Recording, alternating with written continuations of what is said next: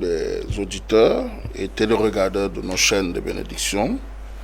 Je suis le révérend Gos Makon et je suis comblé d'être en direct avec vous pour cette semaine spéciale. C'est une semaine spéciale et je profite pour dire que nous sommes en direct sur nos plateformes de bénédiction. Donc, vous pouvez partager le direct sur votre page Facebook. Donc, partagez au maximum pour tous ceux qui sont partout.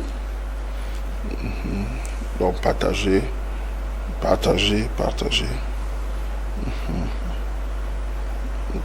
ce direct.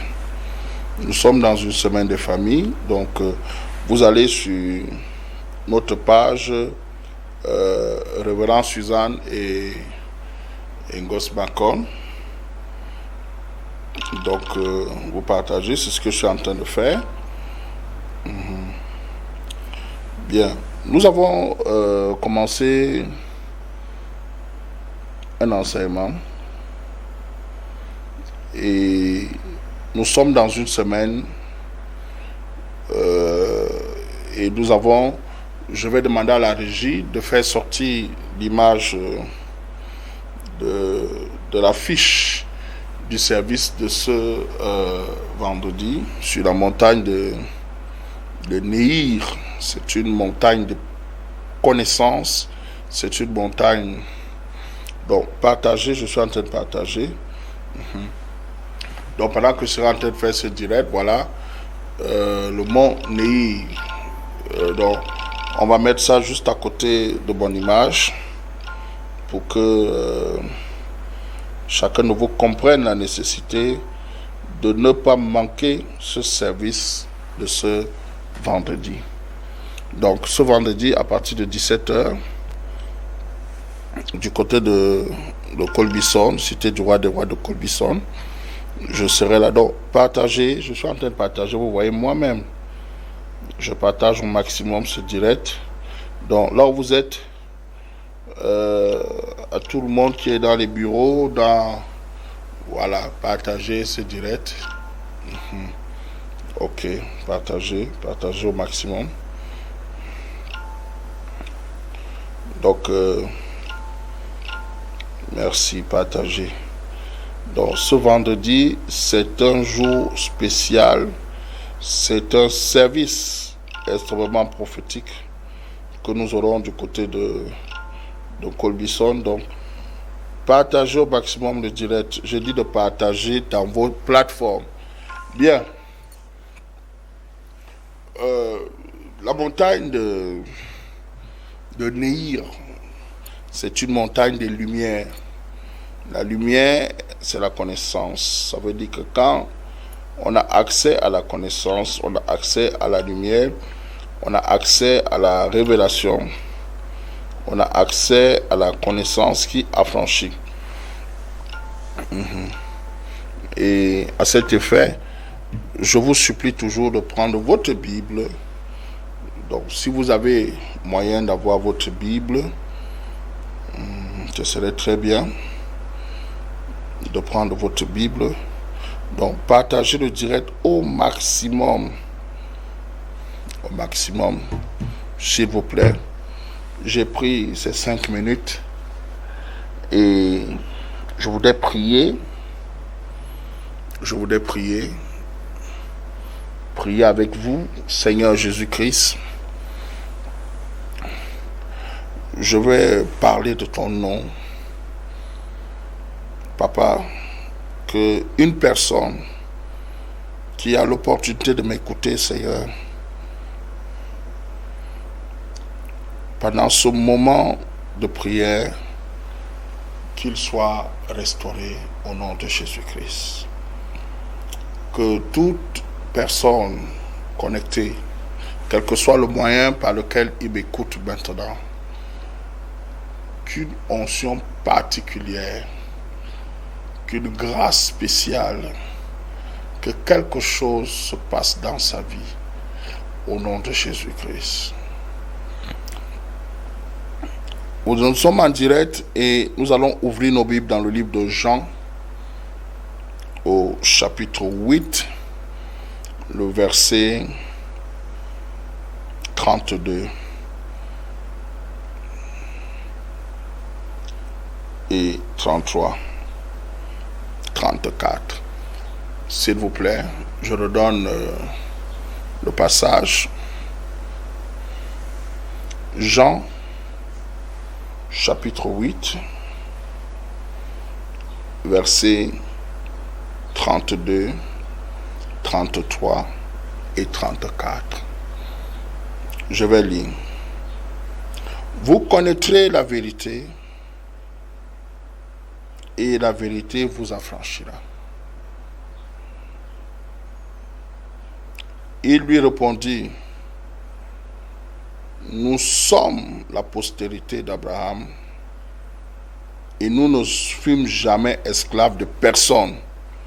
Comment dis-tu, vous deviendrez libres? En vérité, je vous le dis. Leur répliqua Jésus, quiconque se livre au péché est esclave du péché. Or, l'esclave ne demeure pas toujours dans la maison, le fils y demeure toujours. Et cette parole est très importante, mais je voudrais que la régie nous ramène le verset 32. Et je voudrais que tu le répètes avec moi, le verset 32. Vous connaîtrez la vérité et la vérité vous affranchira.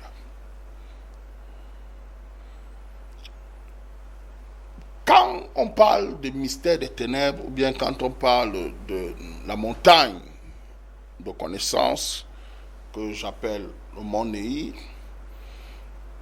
nous attaquons des thèmes et des points et où nous insistons pour que la révélation du Seigneur, la parole de Dieu puisse être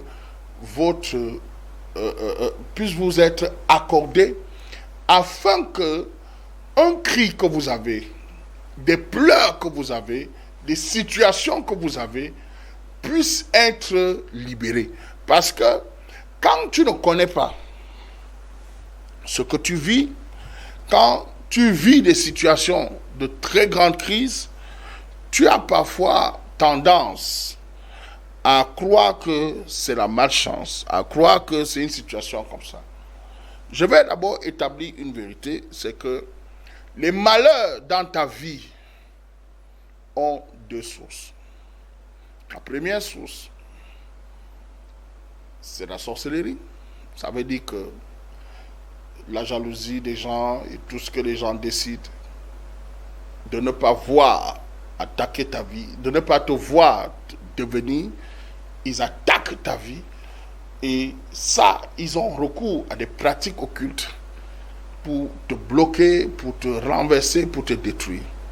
Mais il y a autre chose, c'est ce qui est lié à toi. Lié à toi, ça veut dire lié à ton ascendance. Et parce que quand je dis lié à ton ascendance, je te rappelle que tu n'as pas commencé aujourd'hui. Quand on parle de toi, on parle de tes parents, on parle de tes grands-parents, on parle de générations avant toi, et tout ça avec toi-même, c'est ça qui fait toi. Et c'est pour ça que la Bible nous sert de guide pour parler de notre vie. Elle nous sert de miroir pour regarder notre vie. Et c'est à cet effet que je vais essayer par la lumière et pendant quelques minutes de te parler afin que tu comprennes, je ne sais pas si on se comprend, que tu comprennes qu'il est nécessaire pour toi de jouir de la connaissance. Vous êtes connectés énormément. Je vous rappelle que vous pouvez envoyer vos SMS, vous pouvez, et le direct, vous devez partager le direct Vous devez mettre des cœurs pour encourager le direct pour qu'il ne soit pas bloqué. Et vous pouvez aussi faire des commentaires. Donc, je suis connecté. Je suis convaincu que une personne va être visitée. Bien. Je suis convaincu qu'une personne va être visitée. Visitée de façon spéciale. Donc, je répondais à un SMS. Alors, je voudrais que nous y allons simplement. Nous allons prendre un cas d'une famille. C'est une grande famille dans la Bible, c'est la famille du roi David. Le roi David, nous allons prendre le cas de sa famille. La Bible dit ceci, que vous lirez l'histoire à partir du chapitre 12 de 2 Samuel. Vous lirez l'histoire. Vous lirez l'histoire. Voilà. À partir du chapitre 12 de 2 Samuel, le chapitre 13. Mais je vais lire quelque chose parce que pendant cet enseignement, je ne peux pas tout enseigner. Je ne peux pas tout faire ici parce qu'il y a des services avec des onctions que nous allons faire du côté de Colbison. Nous allons ouvrir notre Bible dans 2 Samuel au chapitre 13, le verset 23. 2 Samuel, chapitre 13, le verset 23.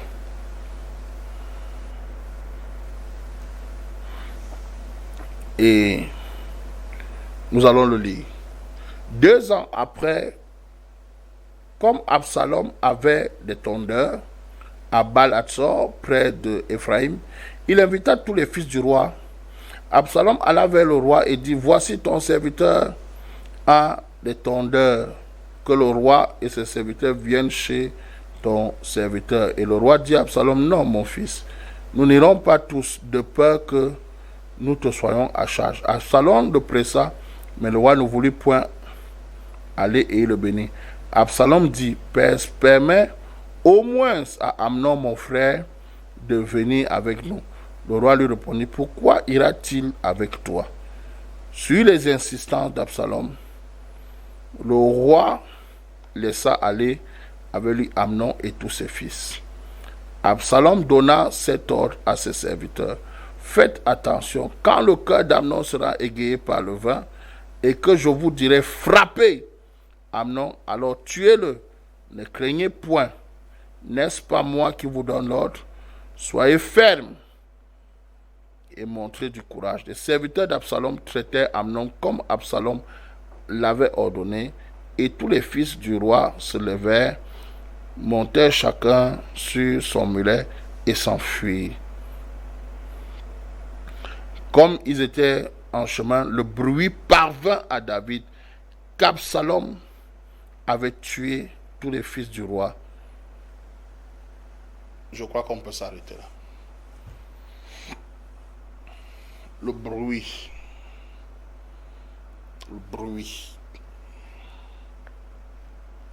arriva dans les oreilles du roi. S'il vous plaît, pas d'appel. S'il vous plaît, pas d'appel. Je suis en direct à l'émission, donc envoyez uniquement les SMS. Je suis en direct, s'il vous plaît. Donc, envoyez uniquement les SMS. Absalom, le fils du roi, a tué son frère. Il a tué qui? Amnon. C'est un scandale dans la famille. Et c'est comme ça dans toutes les familles. Il y a des situations qui arrivent dans la famille et tout le monde a vu avec les yeux.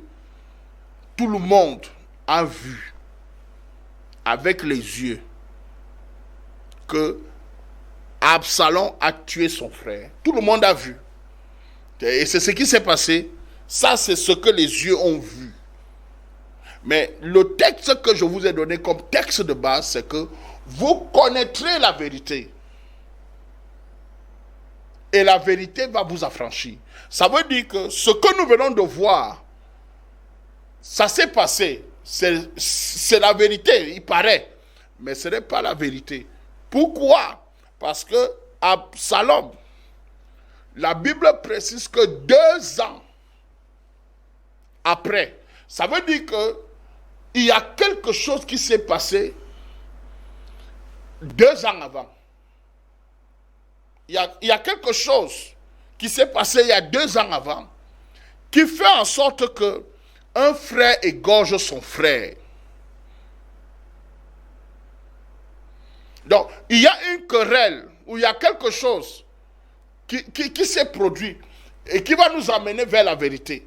Parce que Jésus a dit, la vérité vous affranchira. Ça veut dire que quand tu vis une situation, quand tu traverses une crise, quand votre famille est pauvre, votre famille est humiliée, votre famille est dans la disette, est dans le manque, la question que tu dois te poser, c'est quelle est la vérité? Parce que voici la situation. Mais quelle est la vérité derrière cette situation? Qu'est-ce qui a fait? Parce que ici, le fils du roi vient de tomber. Il vient de mourir en public. Il a été égorgé par son frère en public. Ça veut dire que la crise a eu lieu. Mais la Bible a dit quelque chose de très important que je vous ai lu dans le livre de Jean au chapitre 8, le verset 32. Il dit, vous connaîtrez la vérité. Et c'est cette vérité qui va vous affranchir. Donc ça veut dire que ici, qu'est-ce qui s'est passé? On a dit 2 ans après. Alors revenons donc pour savoir quelle est la cause de ça. Allons-y dans le verset 19, parce que pour savoir, il faut revenir. Nous allons à la recherche de la vérité. C'est ce pourquoi je suis là. Donc, continuez d'envoyer vos SMS, s'il vous plaît. Continuez d'envoyer vos SMS. Continuez d'écrire. Je veux que nous partageons ce moment ensemble. Hein? Voilà un acte dans la famille qui vient de se passer en public. S'il vous plaît, envoyez les messages. N'appelez pas. Envoyez les messages. Je vais répondre à tous les messages. Écoute, on dit 2 ans après, Absalom a tué son frère 2 ans après. Ça veut dire que 2 ans avant, il y a quelque chose qui s'est passé. Et donc, dans une famille où les gens sont ensemble, ils mangent ensemble, ils sont en train de vivre ensemble, il y a des choses là-bas dans votre famille 2 ans avant, ici dans cette famille. Allons-y au verset, j'ai dit quel verset? Au verset 19. Qu'est-ce qui s'est passé au verset 19? Nous sommes dans 2 Samuel au chapitre 13. Qu'est-ce qui s'est passé? Il est écrit ceci. Tamar répandit de la cendre sur sa tête, et elle déchira sa tunique bigarrée. Elle mit la main sur sa tête et s'en alla en poussant des cris. Absalom, son frère, lui dit, Amnon, ton frère, a-t-il été avec toi? Maintenant, ma soeur, tais-toi, c'est ton frère. Ne prends pas cette affaire trop à cœur. Et Tamar, désolé, demeura dans la maison d'Absalom, son frère. Oh, voilà. Le verset 20, il est terrible. Le verset 19 est terrible. Il y a des choses que je veux que tu comprennes. Parce que c'est la parole de Dieu qui transporte la vérité. Et on dit, vous connaîtrez la vérité. Et la vérité vous affranchira. Voilà une histoire. On dit, 2 ans après, Amnon est mort. Mais qu'est-ce qui s'est passé 2 ans plus tôt? Et c'est là un autre fait encore de famille. Le fait, c'est quoi? C'est que une jeune fille appelée Tamar, sœur d'Absalom, va aussi subir une situation réelle. Elle va prendre la poussière, elle va mettre sur sa tête, elle va déchirer ses vêtements et elle va courir chez son frère pour se plaindre d'avoir été agressée sexuellement. Donc elle a été violée, c'est comme ça qu'on dit dans le terme courant. Non, elle a été agressée sexuellement. Donc on a violé. Maintenant, on a violé qui? La fille du roi. Merde. Voilà encore un autre fait. Donc voici un autre fait. On vient de violer la fille du roi. Ça, c'est la première chose. Deuxième chose, la fille va fuir où? Dans sa maison familiale. Ça veut dire que au lieu de partir en mariage, après qu'on a couché avec elle, on la renvoie vivre chez son frère. Elle a déchiré ses vêtements. Et qui est le violeur? C'est Amnon. Voilà un problème d'inceste dans la famille, un problème de viol dans la famille, un problème qui crée entre deux frères un problème, une crise. Et c'est comme ça dans votre famille. Il y a des problèmes qui arrivent et qui créent des crises. Mais jusque-là, ce n'est pas la vérité. Je vais vous amener doucement pour que vous voyez la vérité. Donc, ça veut dire que Amnon qui viole sa sœur, Amnon qui viole la sœur d'Absalom, vient de faire un crime. Et ça aussi, 2 ans plus tôt, il a fait ça pour que... Et son frère lui a gardé la culte. Il dit, voilà ce qui est écrit, verset 22. Absalom ne parla ni en bien, ni en mal, mais il le prit en haine parce qu'il avait déshonoré sa soeur. Donc, c'est-à-dire qu'il y a une situation qui provoque le déshonneur sur sa soeur. Il n'a dit ni en mal, ni en bien. Ça veut dire que quand tu le regardes, il est zen. Il ne dit rien. Et beaucoup de choses dans votre famille, on ne dit rien. Mais ça finit par la mort, ça finit par les disputes, ça finit par les divisions, ça finit par les séparations. Mais jusque-là, ce n'est pas la vérité. Parce que voici la vérité. La vérité, c'est quoi? C'est que dans le chapitre 12, le verset 7, il y a une sentence qui est déposée dans la famille. Et quelle est la sentence? Qu'est-ce que la sentence dit? Au chapitre 12, la sentence dit ceci. Et Nathan dit à David, tu es cet homme-là. Ainsi parle l'Éternel, le Dieu d'Israël. J'étais oint pour roi sur Israël. J'étais délivré de la main de Saoul. J'ai mis en possession la maison de ton maître. J'ai placé dans ton sein les femmes de ton maître. Et je t'ai donné la maison d'Israël et de Juda.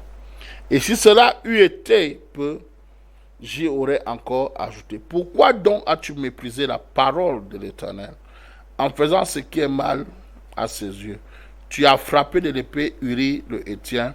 Tu as pris sa femme pour en faire ta femme et tu l'as tuée par l'épée par les fils d'Ammon. Maintenant, l'épée ne s'éloignera jamais de ta maison parce que tu m'as méprisé et parce que tu as pris la femme d'Uri, le Héthien, pour en faire ta femme. Ainsi parle l'Éternel. Voici, je vais faire sortir de ta maison le malheur contre toi. Et je vais prendre sous tes yeux tes propres femmes pour les donner à un autre qui couchera avec elles à la vue du soleil. Car tu as agi en secret et moi je ferai cela en présence de tout Israël à la face du soleil. Je continue la lecture, verset 13. David dit, j'ai péché contre l'Éternel. Et Nathan dit, non, l'Éternel t'a pardonné. Toi, tu ne mourras pas. Mais parce que tu as fait blasphémer les ennemis de l'Éternel en commettant cette action. Je ne sais pas si le fils qui t'est né mourra, et voilà la suite. Donc ça veut dire que la vérité ici, c'est la sentence dans la vie de David. Donc la vérité de l'assassinat de son fils, c'est lui-même. Donc ça veut dire que Amnon qui est mort là, Amnon qui est mort, qu'on a égorgé, c'est la sentence qui dit que l'épée ne va pas sortir de Amnon. Ça veut dire que on lui dit que Dieu t'a pardonné. C'est ce qui est écrit là. Dieu t'a pardonné. Et comme Dieu t'a pardonné là, c'est pas grave. Tu ne vas pas mourir, toi le père. Dieu t'a pardonné, toi papa. Mais pour tes enfants, il n'y a pas de pardon. Il y a l'épée qui va sortir à l'intérieur de la maison. Ça veut dire que c'est à l'intérieur de la maison que la division va naître. Quelqu'un va te... Donc, ça dit, je n'ai pas beaucoup de temps. Vous viendrez pendant le programme ce vendredi. Nous allons avoir ces moments. Vous allez voir, certaines choses sortent de votre maison. Certaines choses vous font, vous subissez certaines choses. Ça vient d'où? Mais c'est des sentences qui sont établies à l'intérieur de votre maison. Le viol de Tamar. Tamar fait partie de la conséquence sexuelle de son père. Elle aussi va se faire violer parce qu'elle fait partie de ceux qui doivent payer. Et la Bible précise que ce que vous avez fait dans le noir, en cachette là, moi je vais faire ça en public. Donc la vérité de ce qui est dans votre vie, vous ne connaissez pas. Donc chaque fois qu'un homme regardait Tamar, la vérité à l'intérieur de Tamar, ce n'était pas sa beauté, mais c'était le malheur qu'elle devait subir à la rencontre de cet homme. Je recommence. Je dis ceci. Quand tu regardes Tamar, c'est une belle fille. Tu l'aimes, c'est bien. Quand un homme te regarde, il t'aime, c'est bien. Tu es belle, il veut t'épouser. Mais au-delà de tout ce que cet homme voit en toi, maintenant, tes belles jambes, tes belles formes, ton beau teint, et tu vas remarquer que c'est même ça que tu amplifies. C'est-à-dire que tu vas arranger ton teint, tu vas arranger tes coiffures, tu vas faire que le regard soit bien quand on te regarde. Tu es charmant ou charmante. Vous-même, vous connaissez votre qualité là. Mais à la fin de tout ça, quand la personne te sera rapprochée de toi, il trouvera en toi une vérité que peut-être toi-même tu ne connais pas. Et c'est ça le problème dans les familles. Les familles portent des vérités spirituelles qui sont établies à l'intérieur de leurs entrailles, à l'intérieur de leur vie, à l'intérieur de leur maison. Et quand ces vérités, s'il vous plaît, agissent dans votre vie, vous ne vous rendez même plus compte de la forme des échecs qui vous suivent après. Ça veut dire que quand Tamar a l'échec de Tamar qui la déshonore est une conséquence de la liaison entre son père et la femme de Uri. Il faut préciser ça. Et dans cette liaison, il y a un crime qui s'ajoute à ça.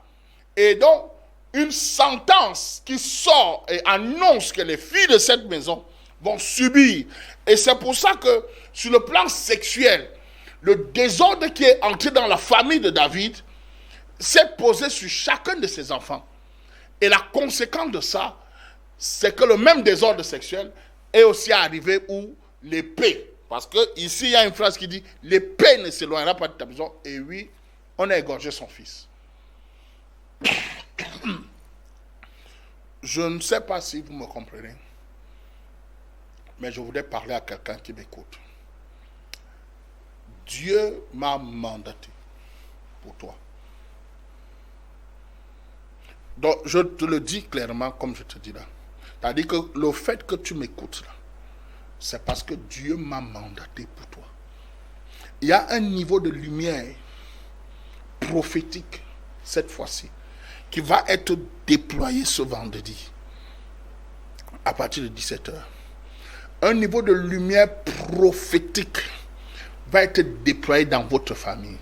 Regarde, cette histoire n'est qu'une des histoires. Je peux en prendre énormément d'histoires. Je peux te dire, je peux prendre beaucoup d'histoires dans la Bible. Mais je prends ces deux cas. Amnon est mort. C'est le fils du roi. Un homme fier, riche. Un homme bien, grand. Admiré de tous. C'est comme une année. Regardez.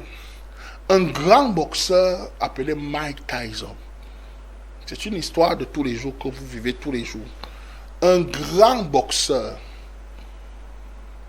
appelé Mike Tyson, champion du monde, multimillionnaire.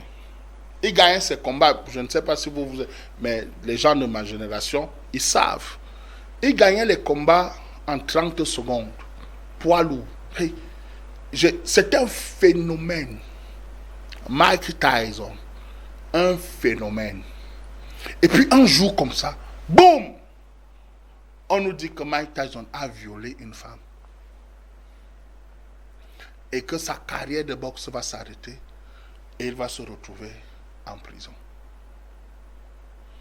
Je veux vous poser une question. Tout l'argent en millions de dollars que Mike Tyson a, toutes les femmes qu'il adule, c'est-à-dire qu'il est adulé par les femmes, mais on le met en prison pour viol. Je ne sais pas si vous essayez de me comprendre. C'est-à-dire que quelqu'un qui a tout à ses pieds, quelqu'un qui a le monde entier entre ses mains, les voitures, les richesses, ce que tu rêves là, que tu rêves avoir, Mike Tyson l'avait.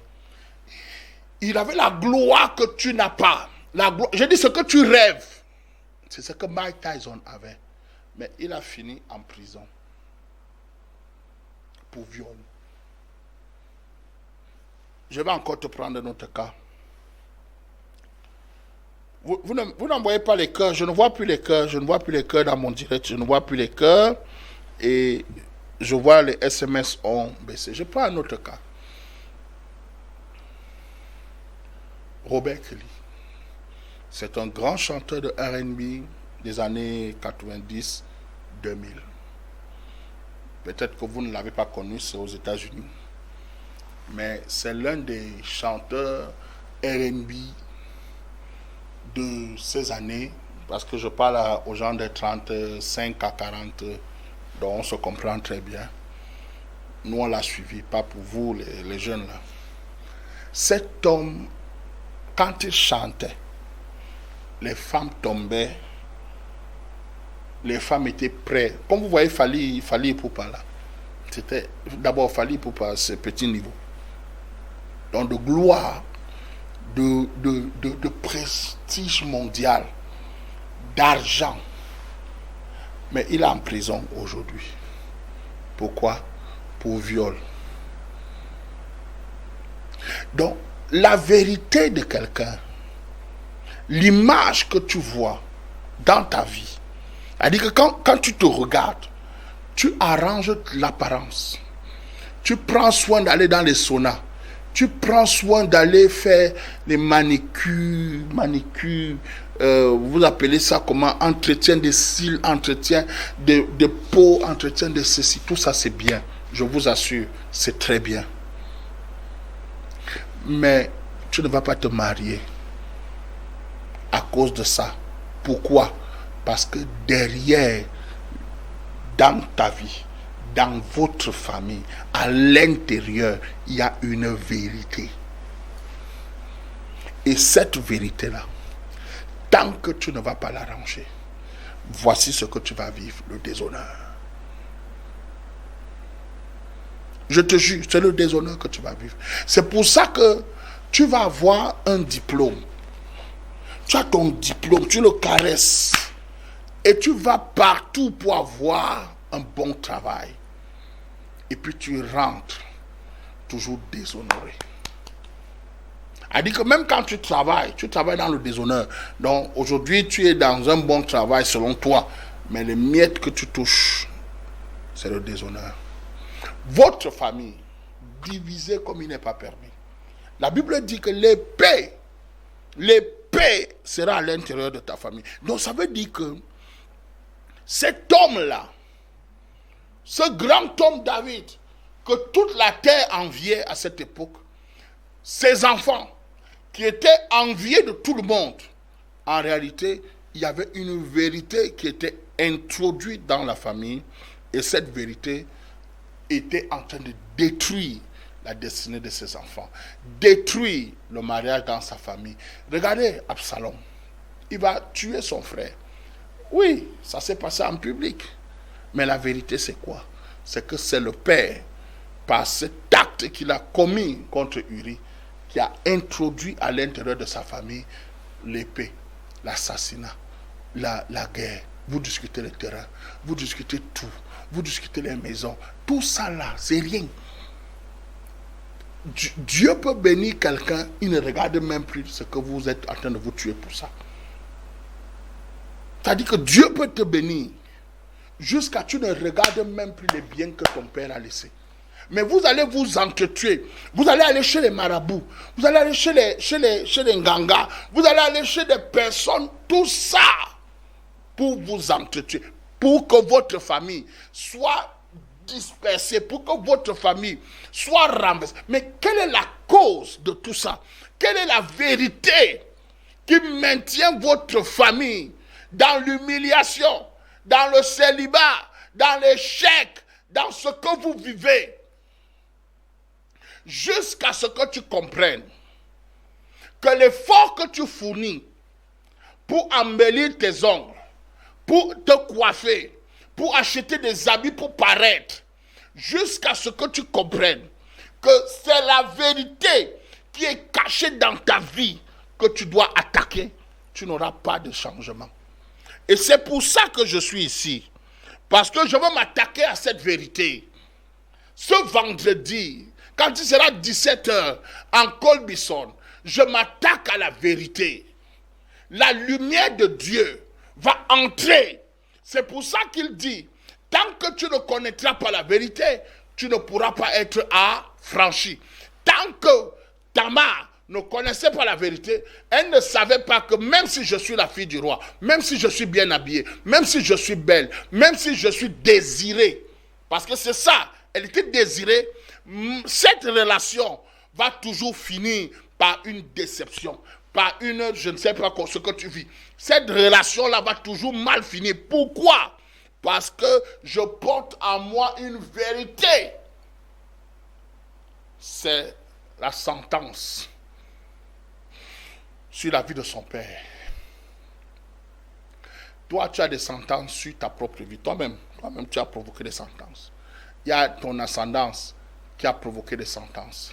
Il y a votre famille qui a une sentence. Regarde, ça fait 40 ans, personne ne s'est marié là-bas. On a doté personne. Ça fait combien de temps? Dans votre maison familiale, il n'y a pas la paix.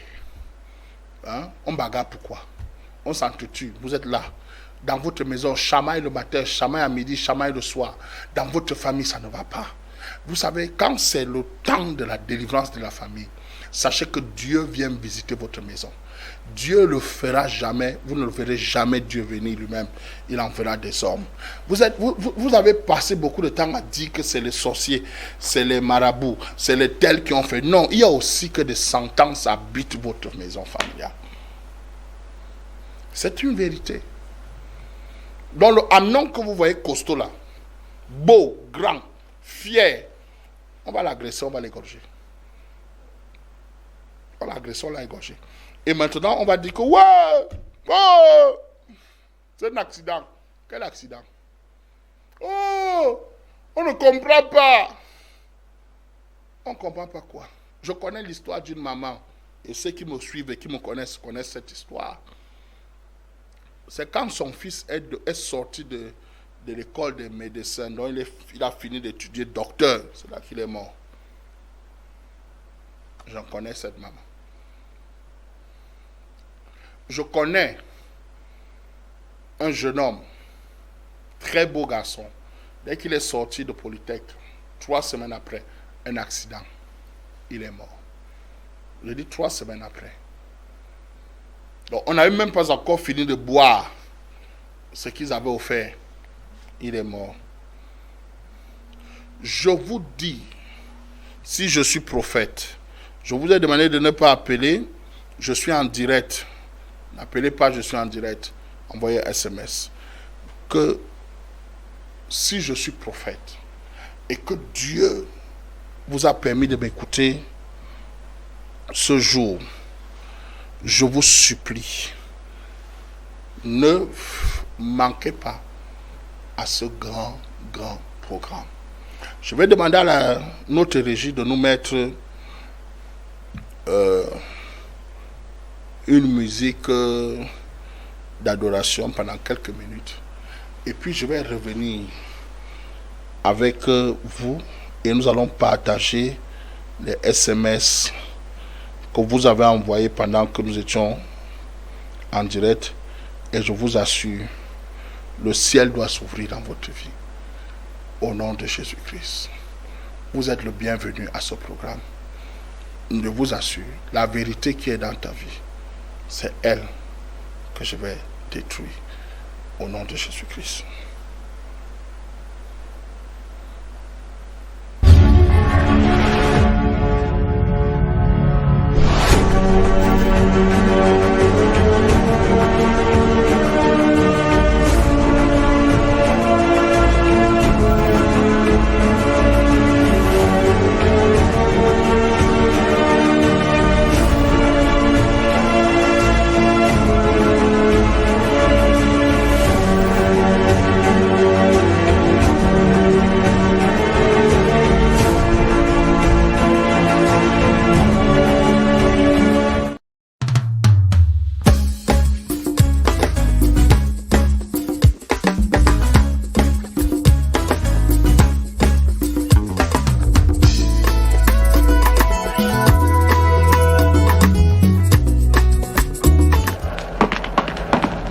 Thank you, ma'am.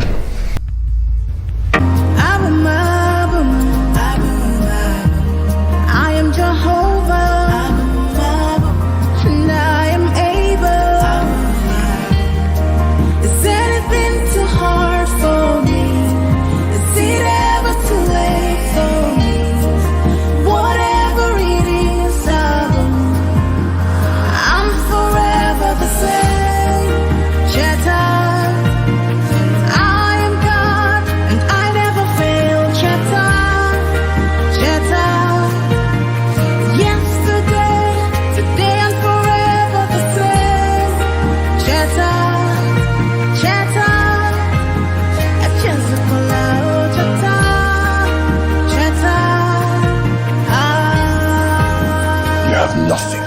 Nothing to offer me. I'd rather stay here than sin against my God. Don't you understand? I'm here to give you a second chance. I can't. I won't. I'm done. Then, make yourself very comfortable because you will be here for a very long time. And I'm forever the same.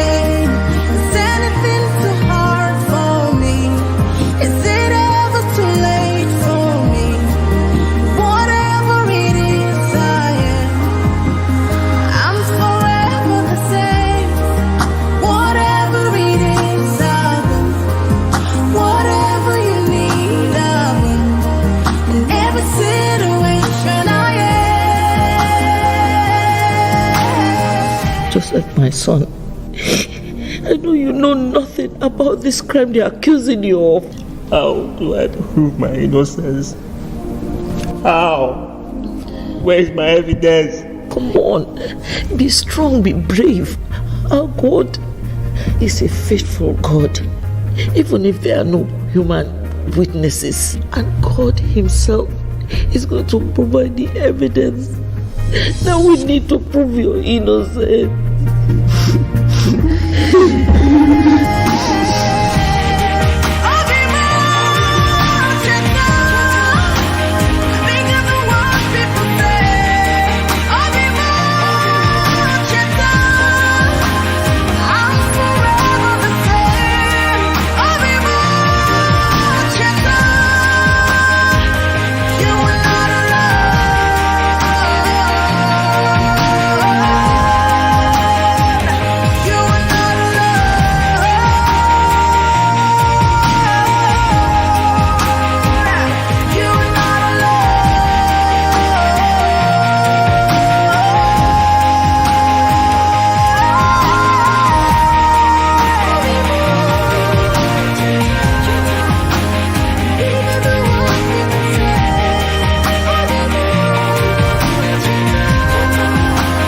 camera is like a save button for the mind's eye.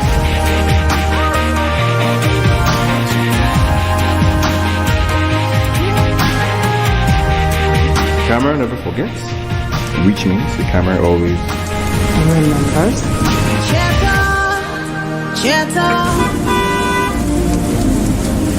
Ashley! Are you good? Ashley!